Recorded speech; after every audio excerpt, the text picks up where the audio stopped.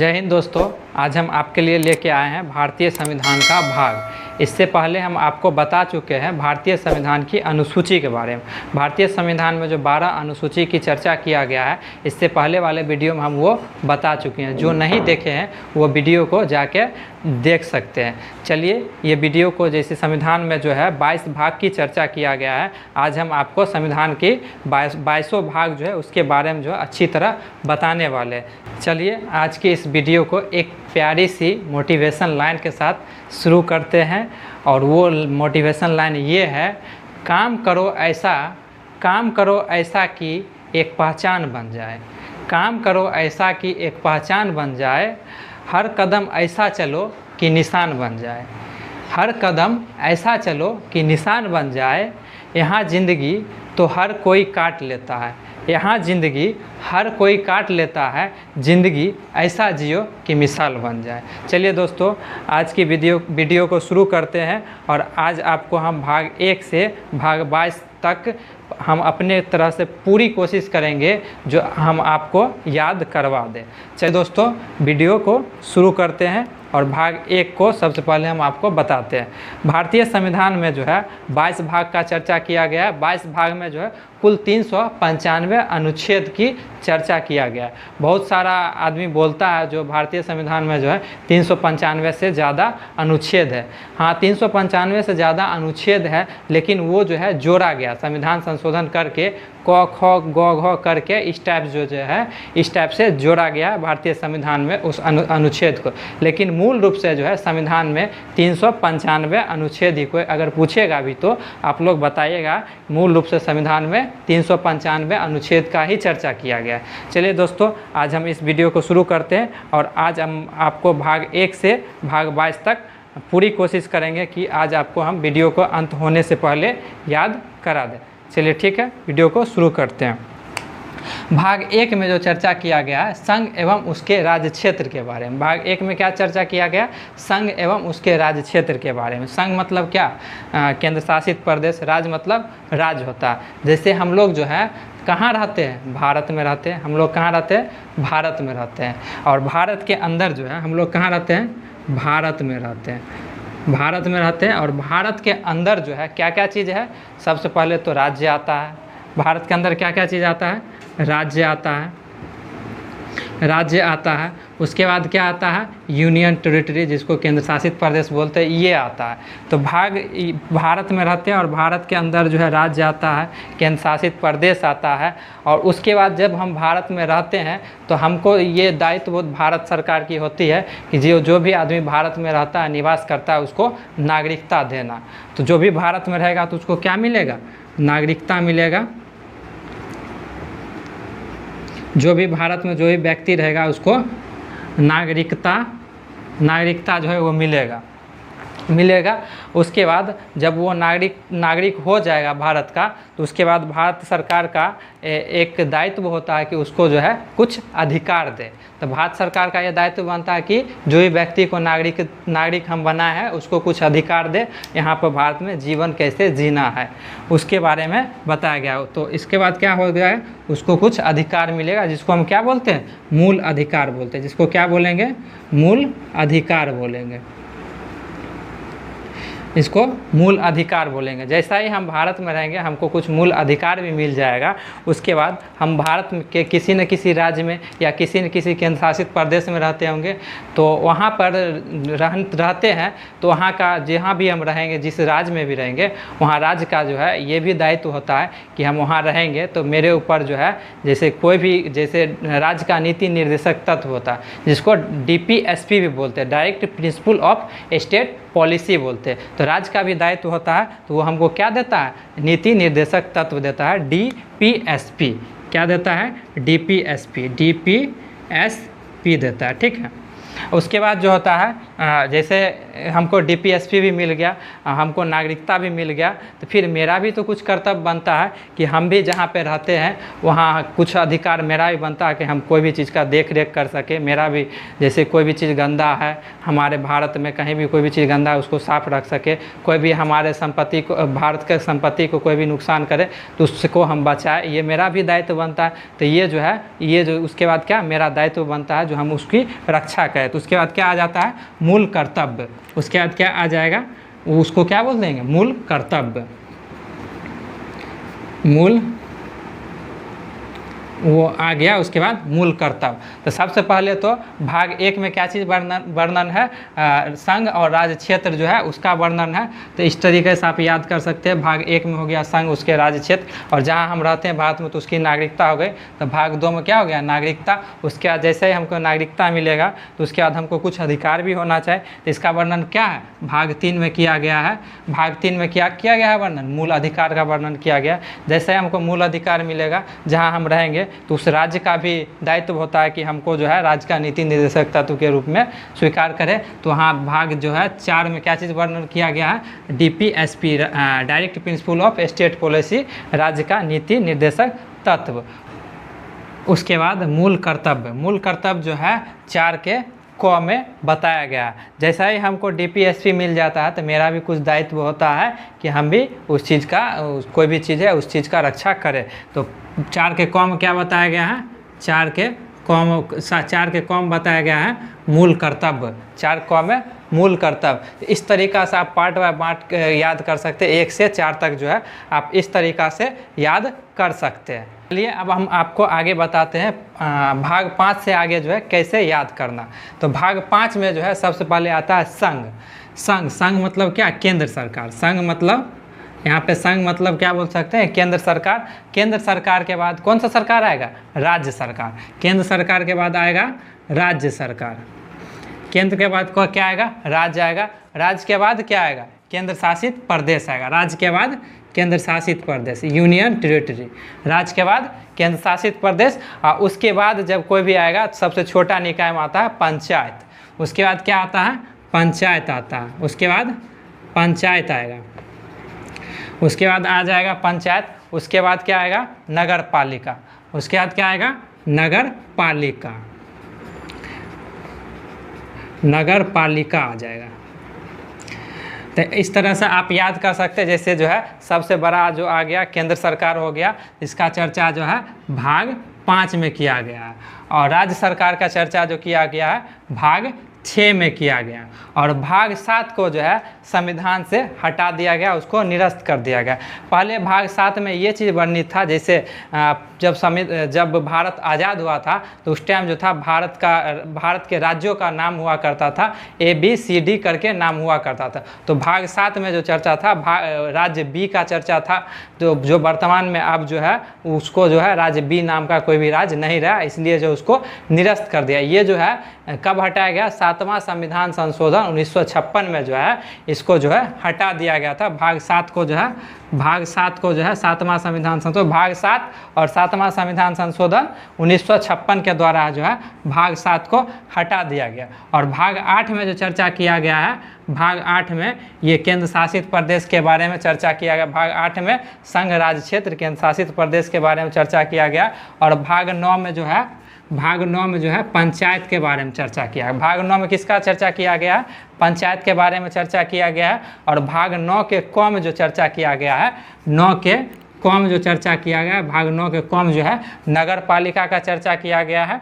और इसके नीचे आता है एक सहकारी समिति। उसके बाद किसका चर्चा किया, 9 के ख में जो चर्चा किया गया है, 9 के ख में चर्चा किया गया सहकारी समिति का चर्चा किया गया है 9 के ख में। तो आप इस तरीके से पार्ट बाय पार्ट जो है बांट के याद कर सकते हैं। ऐसे जब सबसे पहले 1 से लेके 4 के क तक याद करेंगे, उसके बाद आगे 5 से लेके 9 के ख तक याद करेंगे। इसमें एक और ऐड कर लीजिएगा, जैसा ही नगर पालिका आएगा तो भारत में जो है कुछ विशेष क्षेत्र में जो है अनुसूचित जाति और अनुसूचित जनजाति का जो है वर्णन किया गया।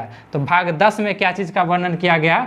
भाग 10 में जो है अनुसूचित जाति और अनुसूचित जनजाति क्षेत्र का वर्णन किया गया। तो आप पार्ट बाय पार्ट बांट के याद कर सकते हैं, 1 से लेके 4 के क तक और 5 से लेके 10 तक जो है आप एक साथ याद कर सकते हैं। इस तरह का आप याद कीजिएगा तो आपको भी याद हो जाएगा। चलिए अब हम आगे आपको बताते हैं 10 से भाग 10 से आगे जो है कैसे याद करना। 10 से आगे आपको बहुत ही अच्छे तरीके से याद कराएंगे, एक कहानी बना के, जो कि आपके दिमाग में जो है फिक्स हो जाएगा, कभी निकलेगा ही नहीं। तो चलिए सबसे पहले आपको हम भाग जो है 11 से शुरू करते हैं, आगे बताते हैं। चलिए अब हम आगे आपको बताते हैं भाग 11 जो है कैसे याद करना। भाग 11 से आपको हम एक कहानी के हिसाब से आपको हम याद करवाने की कोशिश करेंगे और मेरा ये कोशिश रहेगा कि आपको याद हो ही जाए, अपनी तरह से पूरी कोशिश करेंगे। चलिए भाग 11 से याद करवाते हैं आपको। भाग 11 में बताया गया संघ और राज्यों के बीच संबंध। यहाँ पे जैसे संघ और राज्यों के बीच संबंध है, दो गो है, एक संघ है एक राज्य, इसके बीच जो है संबंध स्थापित हुआ है।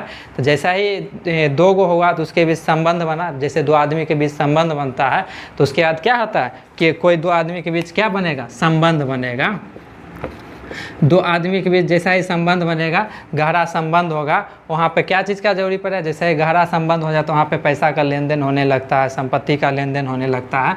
तो पैसा का उसके बाद क्या होगा? लेन देन होगा, पैसा या संपत्ति, पैसा संपत्ति का लेन देन होने लगा। जैसा ही संपत्ति आ गया तो दोनों चाहेगा, दोनों के पास पैसा बहुत ज़्यादा आ जाएगा तो वो चाहेगा क्या? जो अब जो हम है दोनों मिल के व्यापार करें और उससे ज़्यादा पैसा कमाए। तो उसके बाद क्या करेगा? व्यापार करेगा। व्यापार जैसा ही वो व्यापार करेगा, व्यापार जब थोड़ा दिन चलेगा उसके बाद जब दोनों का मुनाफा होने लगेगा तो वो चाहेगा हम ज़्यादा मुनाफा ले, वो चाहेगा हम ज़्यादा मुनाफा ले। तो यही जो है दोनों के बीच जो है टकराव हो जाता है। दोनों के बीच क्या हो गया? टकराव हो गया। यहाँ पे क्या हो गया? दोनों के बीच टकराव हो गया, दोनों लड़ाई कर लिया और उसके बाद यहाँ जो है दोनों जो है एक दूसरे अपने अपने रास्ता को दूसरे रास्ता अपना लिया।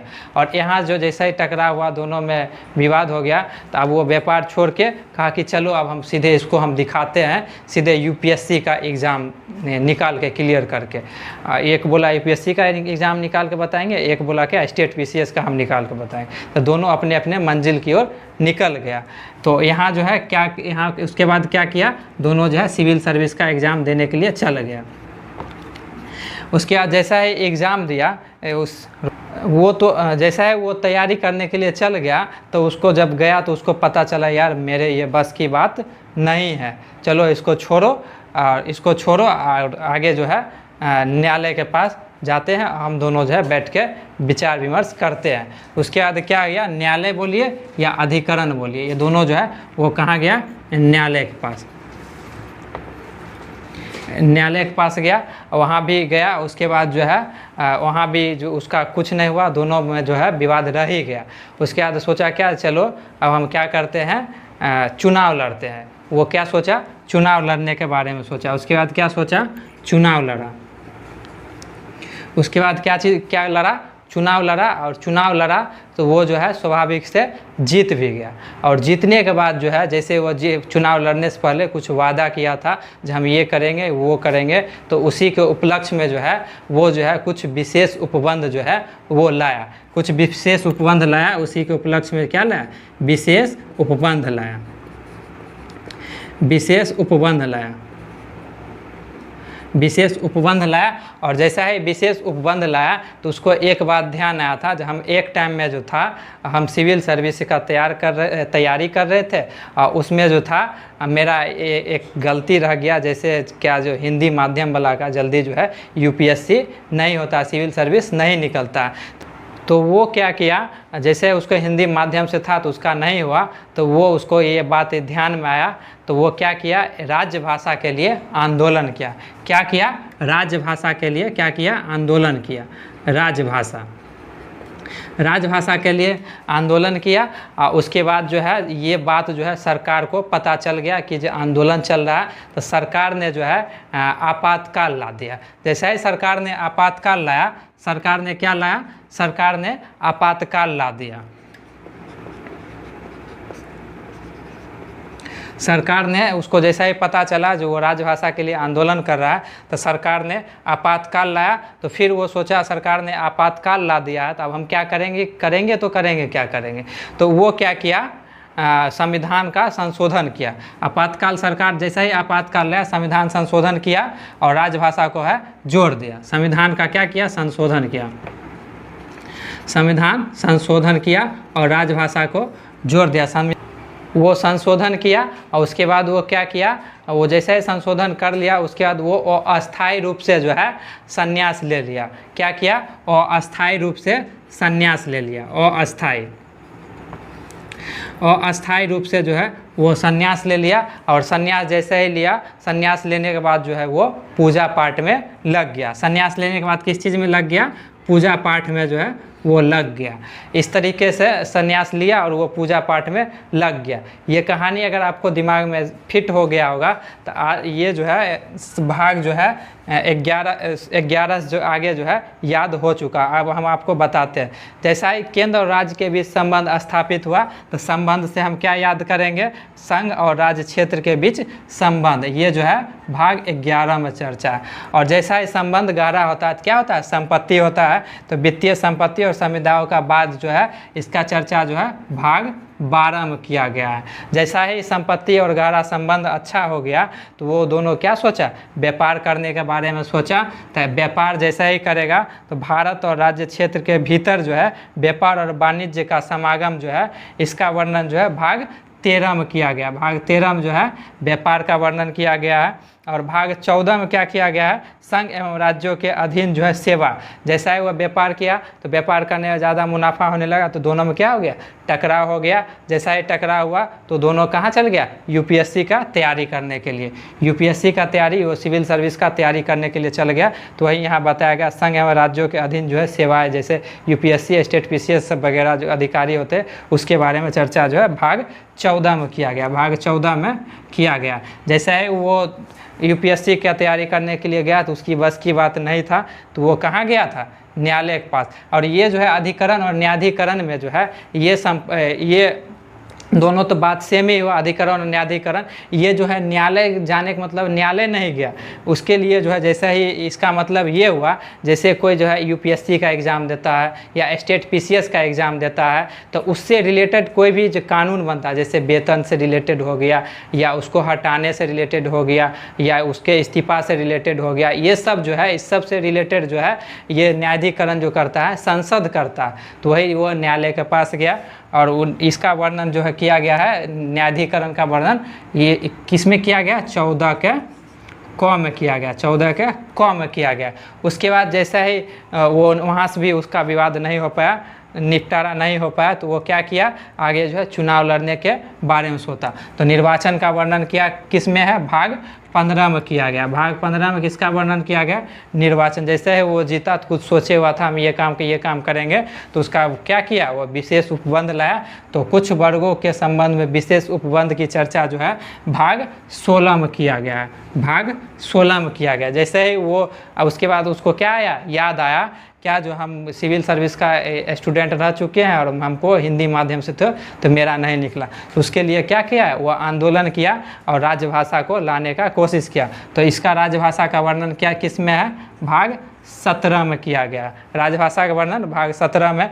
और ये जैसा ही वो लाने का कोशिश किया, आंदोलन किया, तो सरकार को पता चला, सरकार जो है आपातकाल लाए। यहाँ पे आपको बता दें, आपातकाल जो है 3 प्रकार का होता है। आपातकाल कितने प्रकार का होता है? 3 प्रकार का होता है। पहला होता है राष्ट्रीय आपातकाल, ये जो है अनुच्छेद 352 में वर्णित है। उसके बाद होता है राष्ट्रपति शासन, ये जो अनुच्छेद 356 में वर्णित है। उसके बाद है वित्तीय आपात, ये जो है अनुच्छेद 360 में वर्णित है। आपातकाल 3 प्रकार का होता है और तीनों प्रकार आपको हम बता दिए। तो उसके बाद आपातकाल का जो है उपबंध जो है भाग 18 में बताया गया। आपातकाल के बारे में भाग 18 में बताया गया। जैसा ही आपातकाल लाया, तो आपातकाल लाने के बाद जो है आंदोलन जो वो किया था वो क्या हुआ था, बिखर गया। तो यहाँ पर छूट गया, बिखर गया, आप जोड़ लीजिएगा, बिखर गया था, बिखर गया था। तो यही प्रकीर्णन का मतलब क्या होता है, प्रकीर्णन का मतलब होता है बिखर जाना। आंदोलन जैसा ही वो किया, सरकार जो है आपातकाल लाया, तो उसका आंदोलन क्या हुआ, बिखर जाए। तो इसका वर्णन क्या है, अनुच्छेद प्रकीर्णन का वर्णन भाग 19 में किया गया। उसके बाद जैसे ही बिखर गया तो वो जो है संविधान संशोधन किया, संविधान संशोधन किया, और संविधान संशोधन करने के बाद जो है ये राजभाषा को पारित करने के स्वतः संशोधन का वर्णन जो है भाग 20 में किया गया। संशोधन भाग 20 में, संशोधन का वर्णन भाग 20 में। और वो जो है जैसा ही संशोधन किया और अस्थायी रूप से वो इस्तीफा दिया, तो इसका वर्णन जो है भाग 21 में, अस्थायी संक्रमणकालीन और विशेष उपबंध जो है इसका वर्णन जो है भाग 21 में किया गया। और अस्थायी रूप से जैसे वो इस्तीफा दिया, इस्तीफा देने के बाद क्या किया, वो संन्यास ले लिया, और संन्यास जैसे ही लिया तो वो क्या चीज़ में लग गया, पूजा पाठ में लग गया। तो पूजा पाठ का जो वर्णन है, पाठ का, वो जो है भाग 22 में है। भाग 22 में किसका वर्णन है, पाठ का। तो इसमें जो है संक्षिप्त नाम है प्रारंभ, हिंदी में प्राधिकृत पाठ और जो है निरसन का जो है व्यवस्था जो है भाग 22 में किया गया है। उम्मीद करते हैं आपको जो है ये याद हो गया होगा। अगर नहीं याद हुआ तो हम आप एक बार जो है अच्छे से एक बार पूरे डिटेल से हम आपको फिर से बता देते हैं। चलिए, भाग 1 में जो चर्चा किया गया है संघ एवं उसके राज्य क्षेत्र के बारे में। जैसे हम आपको बताए थे, इस भारत में जो है, भारत के अंदर क्या क्या चीज़ आता है, राज्य आता है और केंद्र शासित प्रदेश आता है। तो उसके बाद जैसे हम भारत में रहेंगे उसका नागरिकता मिलेगा, और नागरिकता जैसे नागरिक मिल जाएगा तो उसको हम, भारत सरकार का दायित्व होता है कि हमको कुछ अधिकार दे। तो वही भाग 1 में चर्चा किया गया है संघ एवं उसके राज्य क्षेत्र के बारे में। भाग 2 में जो है नागरिकता के बारे में चर्चा है, ये जो है इंग्लैंड के संविधान से लिया गया। और भाग 3 जो है मूल अधिकार, जैसे ही हमको नागरिकता मिल जाता है तो हमको कुछ अधिकार भी होना चाहिए। तो भाग 3 में है मूल अधिकार के बारे में, इसका वर्णन जो है 12 से 35 तक में है। और भाग 4 में जो है राज्य के नीति निर्देशक तत्व, जैसा मूल अधिकार मिलेगा जहाँ पे हम रहेंगे तो वहाँ के उस राज्य का भी दायित्व होता है, वो भी हमको कुछ संरक्षण दे। तो राज्य का नीति निर्देशक तत्व ये जो है आयरलैंड के संविधान से लिया गया था। और मूल अधिकार जो है ये अमेरिका के संविधान से लिया गया था, और नीति निर्देशक तत्व आयरलैंड के संविधान से लिया गया था। और ये जो है भाग अनुच्छेद 36 से 51 तक है। और मूल कर्तव्य के जो है, जैसा ही हमको राज्य हमको संरक्षण दे देगा, उसके बाद क्या, मूल कर्तव्य, ये जो है हमारा भी कुछ दायित्व होता है। उसके बाद जो हम भी अपने देश के बारे में कुछ सोचे, तो मूल कर्तव्य जो है ये भाग 4 के क में, इसको जो है रूस के संविधान से लिया गया है। और ये जो है अनुच्छेद 51 के क में वर्णित है। उसके बाद भाग 5 में जो है संघ के बारे में चर्चा किया है। ऊपर सबसे पहले क्या आता है, राज्य सरकार आता है, सबसे पहले क्या आता है, केंद्र सरकार आता, उसके बाद राज्य सरकार आता, उसके बाद केंद्र शासित प्रदेश आता, उसके बाद छोटे छोटे निकाय जैसे पंचायत आ गए, नगर पालिका आ गए, सहकारी समिति आ गए। तो उसके बाद क्या चीज़ के बारे में चर्चा है, भाग 5 में संघ में, जो कि अनुच्छेद 52 से 151 के बीच है। उसके बाद भाग 6 जो कि राज्य, उसके बाद क्या आता है, राज्य आता है। ये अनुच्छेद 152 से 200, अनुच्छेद 152 से 237 के बीच वर्णित है। और ये भाग 7 का जो है इसको निरस्त कर दिया गया था 7वां संविधान संशोधन 1956 के द्वारा। ये अनुच्छेद मात्र एक अनुच्छेद था, 238 में वर्णित था। उसके बाद क्या आता है, केंद्र शासित प्रदेश आता है, उसका वर्णन जो है भाग 8 के अनुच्छेद 239 से 242 में है। उसके बाद क्या आएगा, पंचायत आएगा। सबसे छोटा निकाय में क्या आ जाएगा, पंचायत आएगा। उसका जो वर्णन है अनुच्छेद 243 से 243 के ओ में वर्णन है। उसके बाद जैसे पंचायत के बाद क्या आएगा, नगर पालिका आएगा। नगर पालिका का वर्णन अनुच्छेद 243 के पी से 243 के जेड जी में वर्णन है। उसके बाद आएगा 9 के ख में, इसमें जो है सहकारी समिति का वर्णन है 243, अनुच्छेद 243 के जेड एस से जेड टी में। उसके बाद हम आपको यहाँ से उसके बाद जो है, या इसके बाद क्या आता है, जैसे भारत के विभिन्न क्षेत्रों में अनुसूचित जाति एवं अनुसूचित जनजाति क्षेत्र के बारे में वर्णन किया गया। ये जो अनुच्छेद 244 में ही वर्णन है, और 244 के क में भी वर्णन, अनुसूचित जाति एवं अनुसूचित जनजाति क्षेत्र का वर्णन। और उसके बाद 11 से आगे हम आपको ये इस कहानी के थ्रू हम आपको याद कराने की कोशिश किए और हमें उम्मीद है कि आपको याद हो गया होगा। इस तरीके से जैसे 11 में संघ एवं राज्यों के बीच जो है संबंध, किसी के बीच संबंध स्थापित किए, उसके बाद जैसे गहरा संबंध स्थापित हुआ, उसके बाद संपत्ति आया। तो भाग 12 में जो है वित्तीय संपत्ति और संविदाओं का बाद का चर्चा, यह अनुच्छेद 264 से 300 के क में। और आपको याद होगा जैसे यहाँ पे मेरा जो प्रारंभ जब संविधान बना था तो उस टाइम जो था संपत्ति का अधिकार जो था मूल अधिकार था, लेकिन जो है वर्तमान में इसको जो है हटा दिया गया था। संपत्ति के अधिकार को 44वां संविधान संशोधन 1978 के द्वारा जो है इसको हटा दिया गया और वर्तमान में जो है ये अनुच्छेद जो है 300 के क में रख दिया गया। उसके बाद जैसे भारत के राज्यों के क्षेत्र बीच जो है व्यापार, जैसे ही संबंध गहरा होता है उसके बाद व्यापार पैसा बहुत ज़्यादा आ जाता है, उसके बाद व्यापार करने के बारे में सोचता है, तो ये भारत के राज्य क्षेत्र के भीतर जो है व्यापार एवं वाणिज्य का समागम, ये जो अनुच्छेद 301 से 307 के बीच वर्णित है। और भाग 14 में जो है संघ एवं राज्यों के अधीन जो है सेवा, जैसे यहाँ पर जो है UPSC सिविल सर्विस सेवा जो है उसके बारे में जो वर्णन किया गया 308 से 323 के बीच जो है वर्णन किया गया। जैसा ही वो सिविल सर्विस में जाना चाहता है, वो हिंदी माध्यम से था, उसका सिलेक्शन नहीं होता है, तो वो जो है न्यायालय के पास जाता है और न्यायालय के पास क्या करता है, अधिकरण करता है। ये जो है 14 के क में जो है वर्णित है, अनुच्छेद 323 के क एवं 323 के ख में वर्णित है। उसके बाद यहाँ भी उसका निर्णय नहीं होता है, तो उसके बाद क्या लड़ता है, वो चुनाव लड़ता है और चुनाव लड़ता है तो वो क्या होता है, जीत भी जाता है। तो वही निर्वाचन का वर्णन जो है अब भाग 15 में है और अनुच्छेद 324 से 329 में वर्णन किया गया है। और भाग 16 में जैसे वो चुनाव जीतता है तो कुछ विशेष उपबंध लाता है, वो सोचे हुआ था कुछ विशेष काम करेंगे तो वही विशेष उपबंध लाता है। ये भाग 16 में वर्णन है, अनुच्छेद 330 से 342 में वर्णन है। उसके बाद जैसे वो जो उसके बाद उसको ध्यान में आता है कि जो हम जो थे एक सिविल सर्विस का तैयारी कर रहे थे, हिंदी माध्यम से थे, तो हम मेरा सिलेक्शन नहीं हुआ। तो उसके बाद वो क्या किया, राजभाषा को एक आंदोलन किया और राजभाषा को लाने का कोशिश किया। तो राजभाषा का वर्णन जो है भाग 17 में है और इसका अनुच्छेद जो है 343 से 351 तक जो है वर्णन है। उसके बाद जैसा है वो आंदोलन किया तो सरकार को पता लग गया, तो सरकार जो है क्या किया, सरकार जो है आपातकाल लाए और आपातकाल का वर्णन जो है अनुच्छेद 352 से 360 के बीच है और भाग 18 में वर्णन किया। जैसा ही आपातकाल लाए तो आपातकाल जैसा ही सरकार लाए तो वो जो आंदोलन किया था वो सारा कुछ बिखरा रह गया। तो वही बिखरने का मतलब हो गया प्रकीर्णन। इसका वर्णन जो है भाग 19 में है, अनुच्छेद 361 से 367 में वर्णन है। उसके बाद जैसा ही वो बिखर गया, बिखरने के बाद वो सोचा हम संविधान संशोधन कर देते हैं, संविधान संशोधन करके लाएंगे। उसके बाद जैसा ही संविधान संशोधन का वर्णन है भाग 20 में और इसका वर्णन जो है अनुच्छेद 368 में है। उसके बाद संशोधन किया तो वो जो है अस्थायी रूप से क्या किया था, इस्तीफा दे दिया, अस्थायी रूप से इस्तीफा दिया और इस्तीफा देने के बाद जो है वो क्या कर दिया, संन्यास ले लिया और संन्यास लेने के बाद पूजा पाठ में लग गया। तो अस्थायी संक्रमणकालीन और विशेष उपबंध जो है ये भाग 21 में अस्थायी रूप से संन्यास लिया, यानी कि अस्थायी भाग 21 में पूजा पाठ में लग गया। तो भाग 22 में इसका चर्चा है, संक्षिप्त नाम एवं प्रारंभ में हिंदी प्राधिकृत पाठ और निःसरण। इसका अनुच्छेद जो 393 से 395 में वर्णन है। दोस्तों हम अपनी तरफ से तो पूरी कोशिश किए जो हम आपको किसी तरह याद करवा दे, और हमें लगता है शायद आपको ये वीडियो अगर शुरू से अंत तक देख रहे होंगे तो शायद हमको लगता है कि आपको ये पूरा याद हो चुका है। अगर आपको ये मेरा प्रयास जो है अच्छा लगा तो कमेंट में बताइएगा कि जो हम अगर कुछ गलती किए हैं तो उसको भी कमेंट में बताइएगा, मेरा प्रयास कैसा लगा उसको भी कमेंट में बताइएगा। आपको जाते जाते फिर एक मोटिवेशन लाइन हमको लगा आपको सुनाना चाहिए, काहे कि वीडियो जो था बहुत लंबा था और आपको जाते जाते जो है एनर्जी जो है उत्पन्न कर देते हैं। तो एक मोटिवेशन लाइन आपको बहुत ही प्यारा ये लाइन है जो आपको हम बताना चाहते हैं।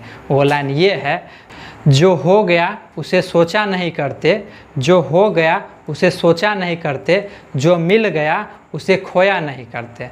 जो हो गया उसे सोचा नहीं करते, जो मिल गया उसे खोया नहीं करते। सफलता भी उन्हीं को हासिल होती है, सफलता भी उन्हीं को हासिल होती है जो वक्त और हालात पे रोया नहीं करते। चलिए दोस्तों, इसी के साथ आज के ये वीडियो को यहीं पे समाप्त करते हैं। जय हिंद।